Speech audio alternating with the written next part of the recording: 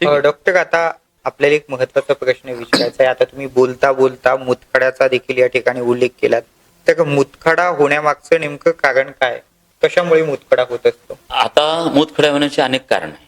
ठीक आहे. तर आम्लपित्त, एक्सेसिव्ह कॅल्शियम देणं, कॅल्शियमच्या जे चयापचय प्रक्रियेमध्ये जे आहे तर ते बिघाड निर्माण होणं, हार्मोन्समध्ये विकृती होणं, कॉर्टिकोस्टेरॉइड्स देणं, तर ह्या गोष्टीमुळे मुतखडा होतो. तर आयुर्वेदानुसार काही ठिकाणी कफाचा संचय होतो आणि त्याच्यामुळे मुतखडा निर्माण व्हायला.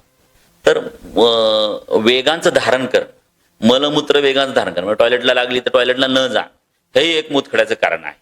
मग स्त्रियांमध्ये ते जास्त आढळतं, पुरुषांमध्ये पण काही ठिकाणी आढळतं कामाच्या ह्याच्यामुळे, लज्जेमुळं, पण ते वेगांचं धारण न करणं हे आहे.